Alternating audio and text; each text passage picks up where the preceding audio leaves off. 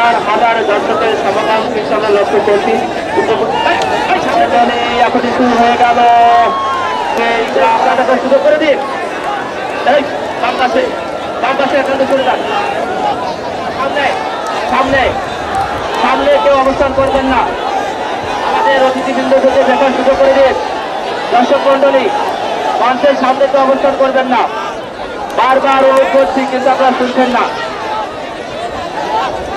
দর্শক মন্ডলী সামনে যারা অবস্থান করছেন আপনাদেরকে বিনীতভাবে অনুরোধ করছি সামনে থেকে সরে যান।